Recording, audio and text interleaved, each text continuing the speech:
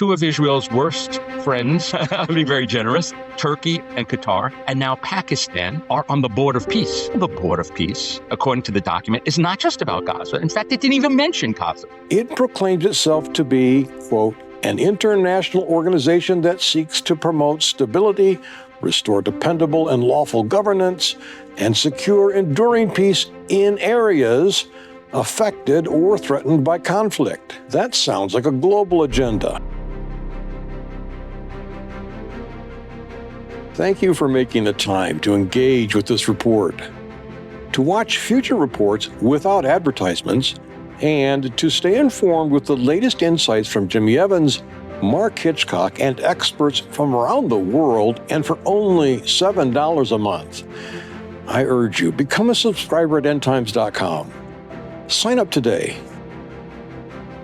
Reporting from Israel for endtimes.com, this is Brian Schrager. One of our favorite analysts just returned to the U.S. from an 11-day whirlwind trip to Israel. This was no vacation.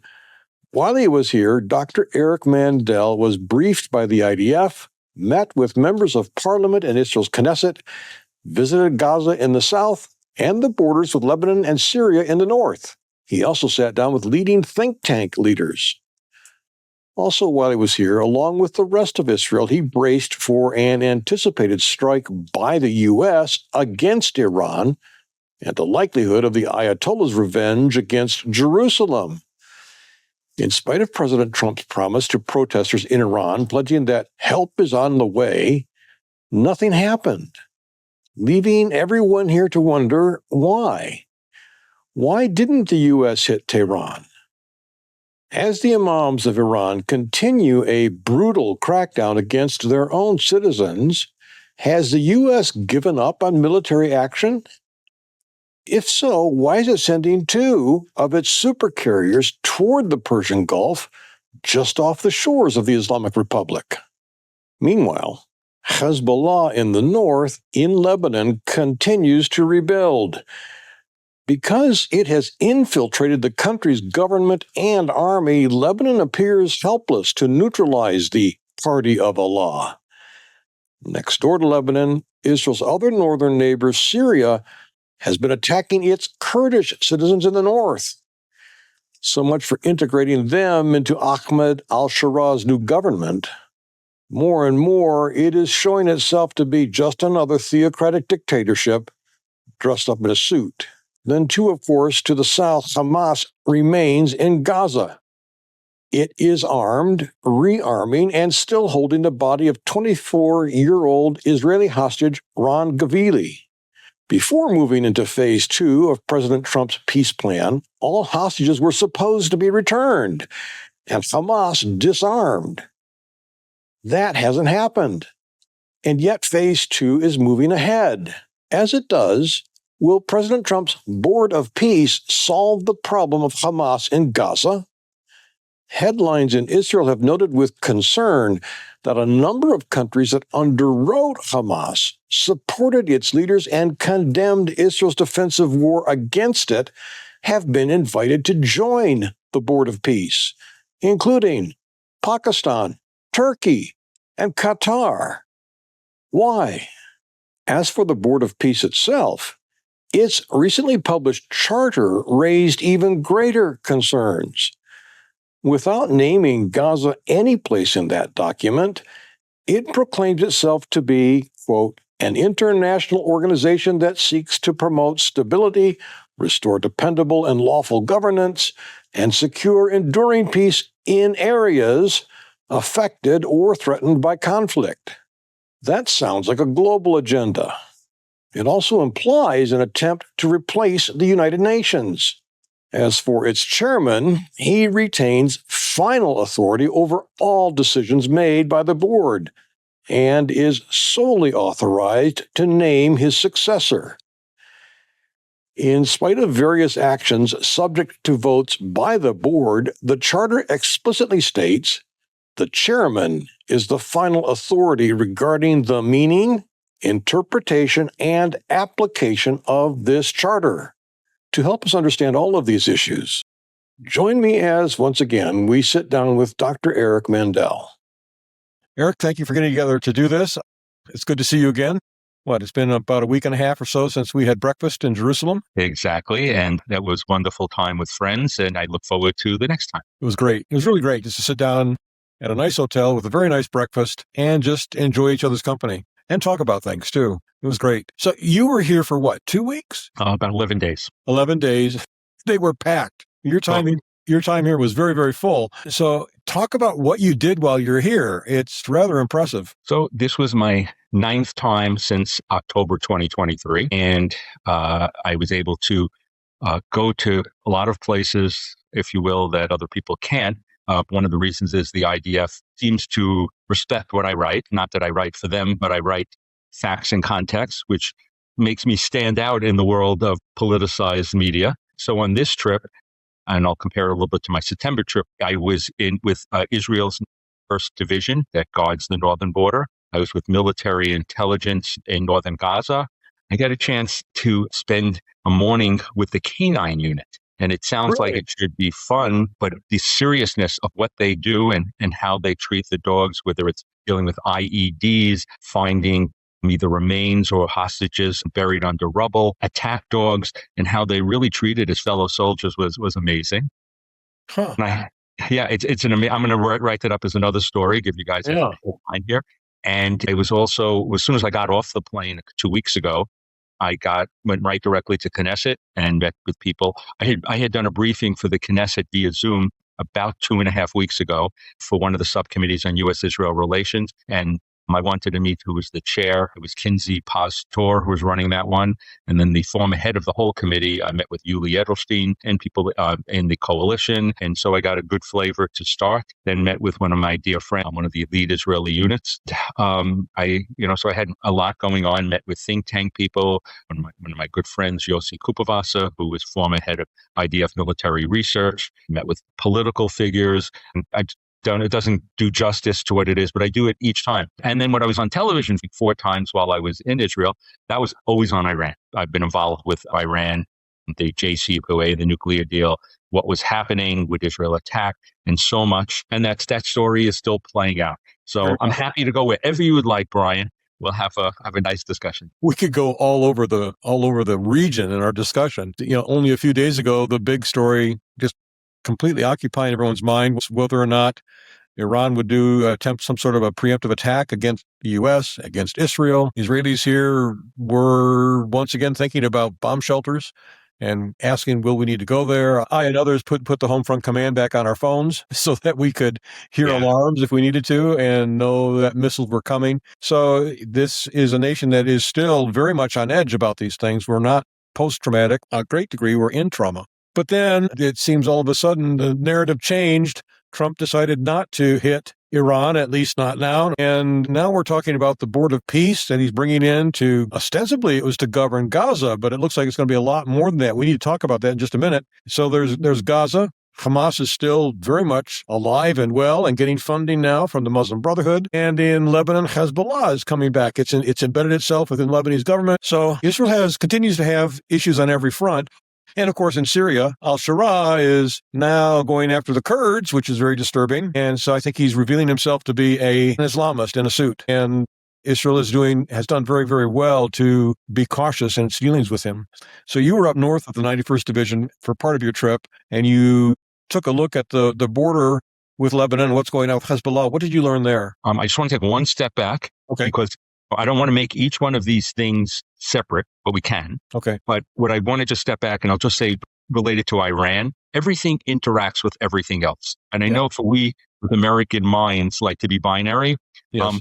This, as I've said for decades, is 5-dimensional chess. And with the whole Iran situation, and this is big if, you had regime collapse that led to a regime change that was positive and decreased funding of proxies, you could starve Hezbollah.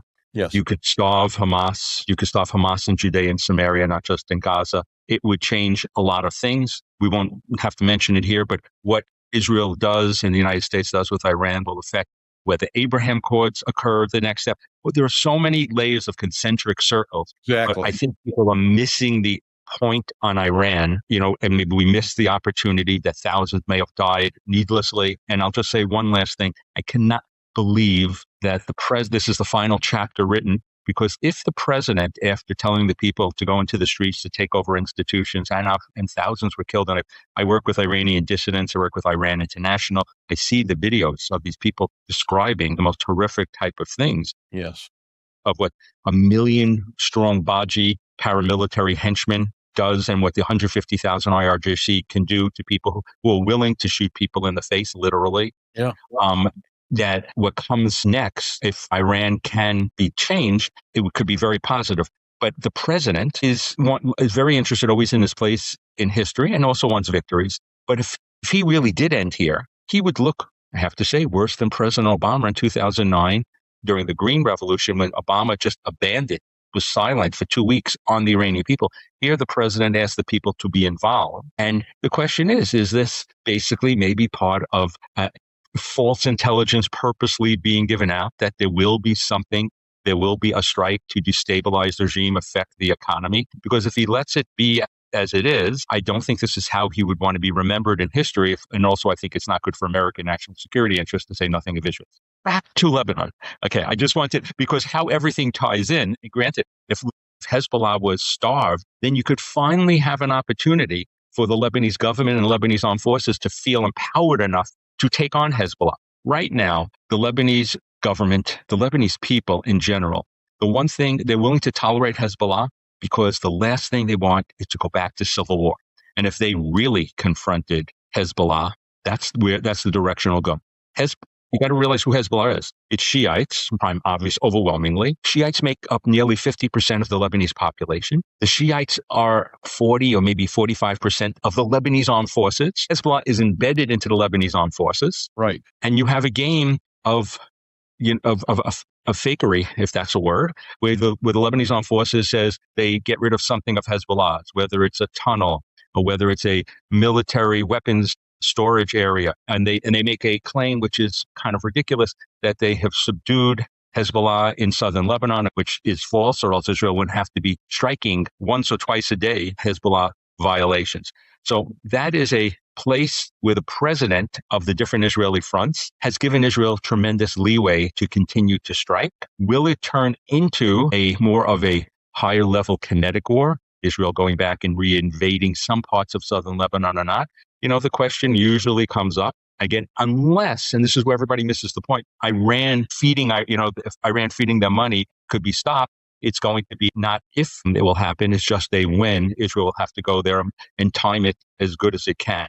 Right now, Hezbollah has chosen not to strike Israeli communities over the border. And there's a controversy of what they'll do if Israel increases. Will they just strike those 5 topographically advantageous areas, the fortifications, or as the Israeli 91st Division referred to them as shields up there? Will they just attack those to have some plausible deniability that we're not going out fully here? Because Hezbollah does not want at this point, until it rebuilds, and it is rebuilding quickly, a lot of its weapons and drones and missile things that it's trying to build up. So Israel will have to go back. Again, the only real thing I can see that'll make a difference goes back to Tehran. Yep. It's interesting, too, that a number of reporters who have been asking Trump about Iran, even since he decided not to hit it recently, he's asking, will you do it? And he says, I'm not going to answer that, or something to that effect. So he seems to be keeping the door open for some future action. And there has been talk about him moving military assets into place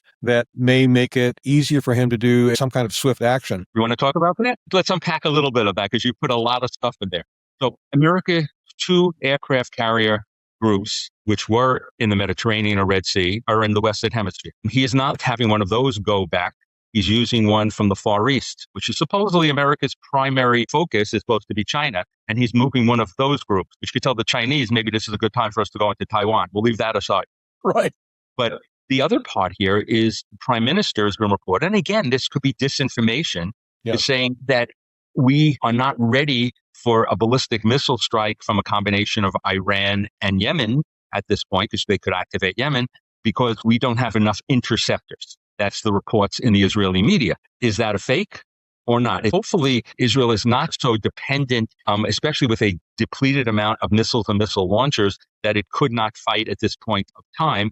They've had 7 months to resupply. So I don't necessarily believe that. I think it's disinformation. Again, you and I will have a conversation in a week and we'll say, this or that. Exactly. I'm not saying I know, but you can get kernels of listening. But if this was true for Israel and the president wasn't going on more with Iran, I would be very surprised. Well, let's move to Gaza and the so-called phase 2, which is turning out to be something more than was expected. This board of peace, which we're now hearing about, people being brought into it, and its charter was just published by the Times of Israel. It is very interesting reading. I know you've had a chance to look at it. Back up and help us understand what's going on with phase 1. We were supposed to have Hamas disarmed. That hasn't happened, but we're still moving into phase 2, which is to, govern the Gaza Strip. And as I understand it, this board of peace was supposed to be supervising that process, bringing in the people to run Gaza. So the board of peace has been chartered. A charter's been written, and it looks like this is far, far more than an organization to come into Gaza. It looks like Trump is creating an organization that may even be intended to directly compete with the United Nations and supervise conflicts around the world. Talk to us about this. So which would you like to unpackage first? What's actually going on in Gaza and then lead into the board of peace, or vice versa? How do you like to do it? Well, whatever tickles your fancy. We'll work from the ground up. So spending time with intelligence that works directly in Gaza. Israel, let's talk about the good thing. Israel got back all its living hostages. There's only one deceased hostage, which you're supposed to not move to phase 2 until every single deceased hostage back, as well as living. And there is one that they are probably playing games with. I'm sure they can find it. I spoke to an Israeli official who said they're almost for sure can find that body. And he said it's possible it could take time, but there's no doubt that they could if they were motivated enough. But phase 2 is not supposed to be, or the way Israel understood it when it was sold to them, was supposed to be disarmament and demilitarization, which means they get rid of their arms. The question is only offensive things, big weapons, and they're allowed to keep their AK-47s, which would remain terrorizing the Gazan population and the technocrats coming in and the International Stabilization Force and all the layers under the Board of Peace, which we'll get to in a second. And everybody forgets, maybe 70 to 75% of the tunnel networks in the 41%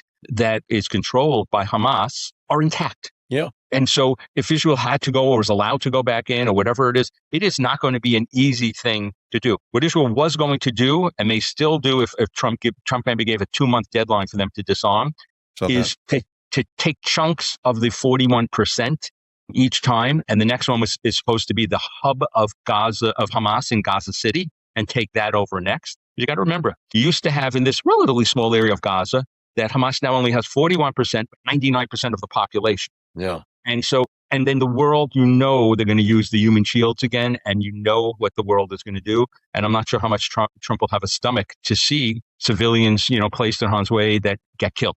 And so that is something that's down the road. So let's get back a step. So it's everything you're hearing about what's really going on in Gaza is really not true. Going to faith from working from 30,000 square feet that the Board of Peace and technocrats want to do. There's supposed to be a reality on the ground. That reality doesn't exist. Right. And I've been down there a lot. By the way, in September, when I was in Kerem Shalom, one of the main crossings, I was also this time near one of the northern areas coming up. There are over 600 trucks filled with humanitarian stuff. And as soon as they go onto the Hamas side, they are stopped. Basically, Hamas forces them to pay taxes on everything, and whether it's commercial goods, food that's free, whatever it is. And so that's how Hamas stays, and everybody looks away. And the New York Times chooses not to report what should be a major story. Yeah. Which gets to the people who look at 30,000 square feet, which is my government and others, which gets to a Board of Peace. A Board of Peace was this giant overriding group that was supposed to really be focused on Gaza. We'll get to what it may be based upon this unbelievable document that I read. So the Board of Peace, first thing is, Israel is, and they should be, angry about the composition, because 2 of Israel's worst friends, I'll be very generous, Turkey and Qatar, and now Pakistan, 3 authoritarian anti-Semitic regimes, as well as populations, are on the Board of Peace. So the fact that they're there and influencing, and will have the ear of the chairman of the Board of Peace, the President of the United States, being Donald Trump, and we should mention that he wants this in perpetuity, based upon how I read that document, is something that should be very troubling. So now the board of peace, according to the document, is not just about Gaza. In fact, it didn't even mention Gaza. It is about making the world peaceful all around. Yeah. But what vision of this peace is this when you're taking on authoritarians to be on the board of peace? Now, can this replace the UN? I guess the president would like it. And I'm in favor of the UN being diminished or replaced. But I wanted it to be a coalition of willing democracies. I don't believe that was my term, but it's something that I have advanced, because you shouldn't want something where you have the Chinese and the Russians and a General Assembly that is 99% anti-American always being able to stop things. Well, the General Assembly can't, but at least rhetorically could be anti-American, and the Security Council basically very often votes against America. So yes, I can replace the UN in what it is, but to replace it with something new, a board of peace, but not emphasizing democracies to be there, because the president is very angry and has diminished our European allied democracies in NATO, and replacing them with some really profound human rights abusers. The Qataris have, I don't know, 1 million basically serfs, under their thumb that nobody reports upon. And the Pakistanis, we're talking about a country that is authoritarian. And the Turks are probably the group Israel is most fearful of after Iran. So this is not a great positive step. And what is written into this document is that President Trump, until he decides by himself or became incapacitated, will be heading this group. So now imagine that President Trump is head of this. And now the 2028 American presidential election happens. And now you have somebody else who's there, J.D. Vance, Chris Murphy on the Democrat side, who knows, Gavin Newsom, but somebody who says, I'm the president. And now and the head of the General Assembly kind of position, but even much more grandiose, because he could veto anything as the board of peace, competing against an American president and with the world, and then working with authoritarians. The quagmire that you could see is huge. And I think it may be, maybe if this board of peace is not so good for Gaza, maybe it's good taking the attention to the board of peace to show that the whole thing may not be the right way to go. But the board of peace, at least for Gaza, is supposed to have under it this international stabilization force. You have no countries who want to be part of it to disarm or demilitarize Gaza. Right. You have this technocratic government, which is supposed to be Palestinians unaffiliated with the PA and Hamas. Now, even if these guys were, I don't think there are any women involved here, they're going to be intimidated by whoever that's there, so they're not going to be independent. And so you're really dealing with a reality, I'll be generous, that you hope you can create, not a reality that is what is going on there. And I know this because that's why I literally go and talk and see. And it is far away from that 30,000 point of view of a board of peace and what people think and want, what goes on. And I have to tell you, I'm going to Congress this week, meeting at State Department, meeting with think tanks that lean both different ways. And a lot of people don't go into the weeds of what it is. And more than happy just to take pot shots on the superficial level. Yeah. Well, there's so much going on here, and we just can't cover it all right now. I know that. How can we stay in touch with all the things that you're writing about and doing so that we're on top of things that are going on? So first of all, I want to thank you for having me. I've been on before, and I really enjoy your friendship and conversation, and the fact that you know things in the weeds, which is wonderful to talk with you. And you live there amongst the weeds. What I'd like to offer the people who are listening, first is, if they want to write to me, I'm going to give you my personal email address, and I will write back. Just say that you're part of Brian's group, and it is ERMandelMD@gmail. That's ERMandelMD@gmail. And for another time, to know that I'm also a surgeon, which is another discussion we'll have another time.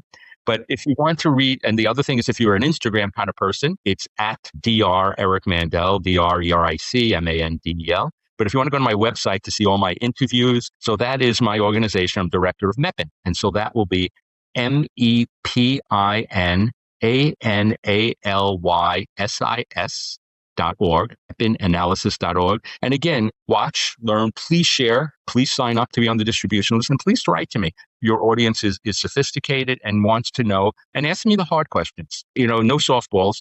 Ask me what it is, and I will be as frank as I possibly can. Or in the old Israelis would say, if you ask me a question I really can't answer, as I'll say, if I tell you, I'll have to kill you. So, right. Thank you. I feel like we just started talking, and time's up already, but I really, really appreciate it. One more thing. I want everybody to know, to say a mazel tov to Brian. And Brian can tell you why. And I'm just so happy for this wonderful person to have such happiness coming in his life. Yes, thank you very much. Thank you, Eric. Talk again soon, I hope. Absolutely, anytime. Thank you, Eric. Be sure to follow Eric on Instagram and his website, mepananalysis.org. His articles and interviews are always excellent. As for the Board of Peace, I encourage you to carefully examine its charter. A link to that charter is provided in the description to this report. One more thing. Eric's personal congratulation is because I have finally joined the Granddad Club. On 17 January at 7:50 p.m. Eastern Standard Time, my grandson, Eitan Daniel Schrager, made his debut. I am a very, very proud grandpa. Reporting from Jerusalem for EndTimes.com, and until next time, this is Brian Schrager.